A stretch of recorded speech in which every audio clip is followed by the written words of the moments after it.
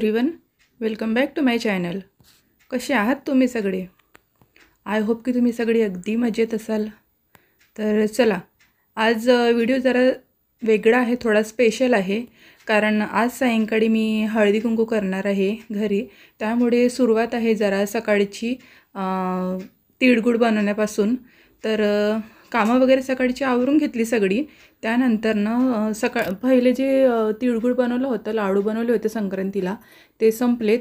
परत बनवले ते पण संपलेत. आता मला तिळगुळ बनवायचं आहे. कारण ज्या मैत्रिणी वगैरे येतील हळदी कुंकूला त्यांना मला तिळगुळच नव्हतं. तर म्हटलं चला त्यासोबत परत एकदा लाडू पण बनवून घेऊया.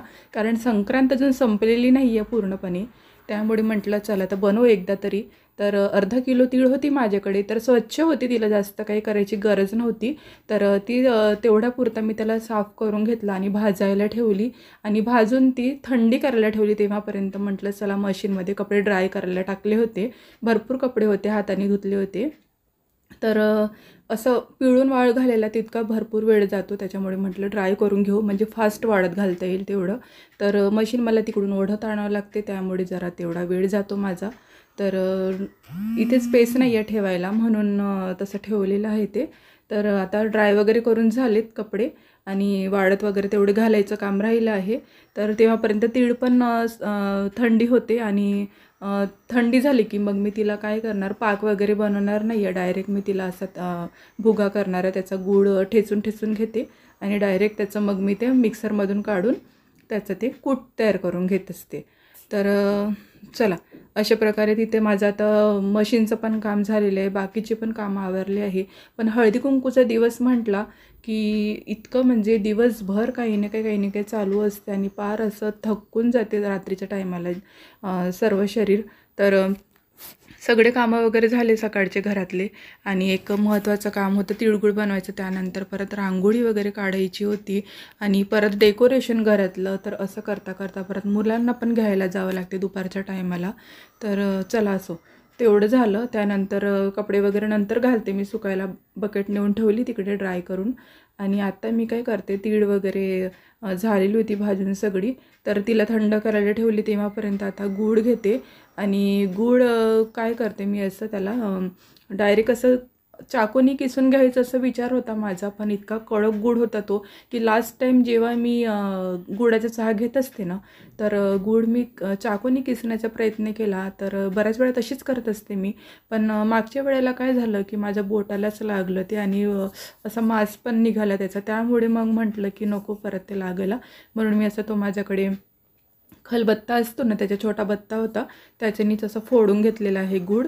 आणि आता त्याला हाताने असे तुकडे तुकडे करून घेते. म्हणजे अगदी बारीक तर निघणारच नाही तो, त्याचा पूर्ण चिकटपणा होईल तयार.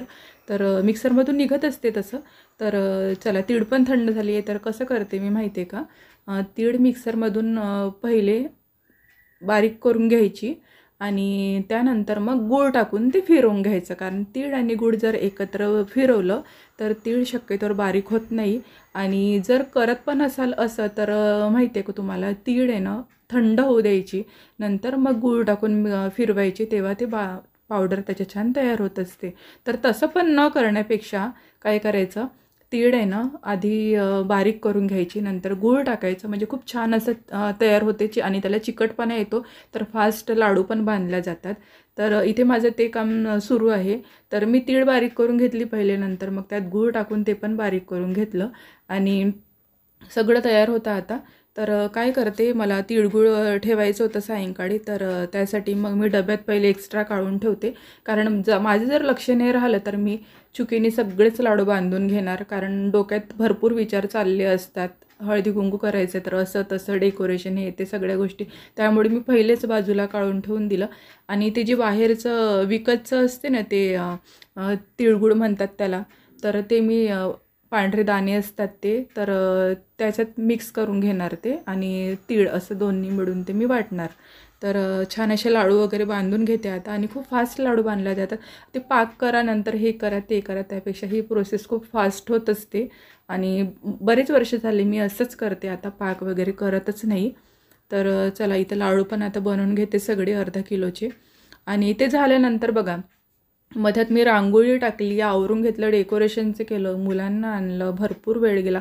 आत्ता सायंकाळची वाजलेली आहे इथे 5:30 आणि आता मी पटकन स्वयंपाक पण उरकून घेते. तर पराठे बनवते आहे भाज्यांचे आणि सोबत शेंगदाण्याची चटणी बनवलेली आहे. कारण हळदी कुंकू म्हटलं की पार बायका ना 8पर्यंत येतात रात्रीचे आणि त्यानंतर भरपूर वेळ चालत असते.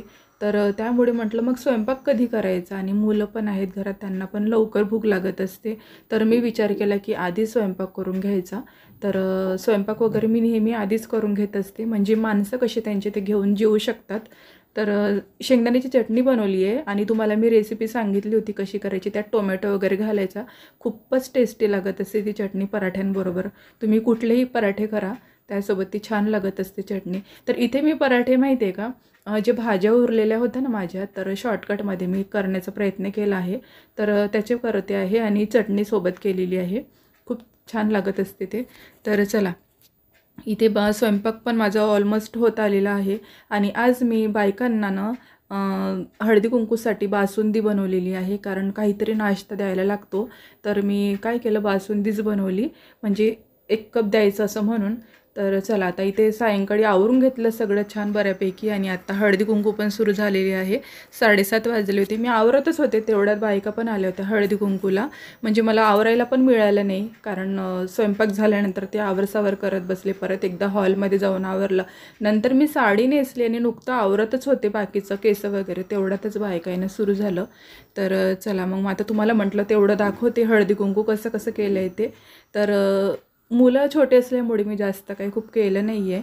हॉलवरती ते सोफ्याच्यावर ज्या पतंग वगैरे लावलेल्या दिसतात ना, तर ते आरोहीने तयार केलेले आहे. एक तिची घेतलेली पतंग आहे आणि दुसऱ्या तयार केलेल्या आहेत तिने. तर अशा प्रकारे हळदी कुंकू वगैरे शॉर्टकटमध्ये मी तयार म्हणजे केलेलं आहे असं. तर मला कमेंट्समध्ये सांगा तुमच्याकडे कशी पद्धत असते हळदी कुंकूची वगैरे.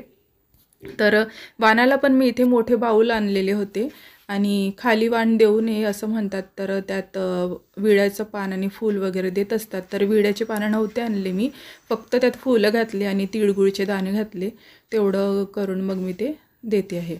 तर ही दुसरी बॅच आहे, भरपूर बॅच झाल्या अशा, पण आरोहीने व्हिडिओ काढायला विसरली. मध्ये मी दुसरीकडे पण गेली होती हळदी कुंकूला आणि मोबाईलची बॅटरी पण डाऊन झाली होती त्यामुळे. तर लेफ्ट साईडला ज्या बसलेल्या आहेत ना पिंक ब्लाऊजवाल्या, त्या माझ्या नणंद आहेत. तर त्या आल्या होत्या आता हळदी कुंकूला आणि बाकी आहेत त्या सगळ्या माझ्या मैत्रिणी आहेत आणि सोसायटीतल्या पण भरपूर बायका होत्या. तर अशा प्रकारे हळदी कुंकू वगैरे शॉर्टकटमध्ये मी केलेला आहे आणि व्हिडिओ पण तुम्हाला दाखवते आहे. तर हा लास्टचा शूट आहे, हा फिल्टर करून काढलेला आहे त्यामुळे असं दिसतोय. आणि ही हळदी कुंकूची रांगोळी घातलेली होती आज दारापुढं आणि बाकीचं पण डेकोरेशन आहे, तुम्हाला आतमध्ये मी शॉर्टकट दाखवण्याचा प्रयत्न केला आहे, छोटीशी क्लिप काढली आहे. तर कसा वाटला व्हिडिओ मला कमेंट्समध्ये नक्की सांगा आणि व्हिडिओ आवडला असेल तर प्लीज लाईक आणि सबस्क्राईब करा. भेटूयात नेक्स्ट व्हिडिओमध्ये. बाय.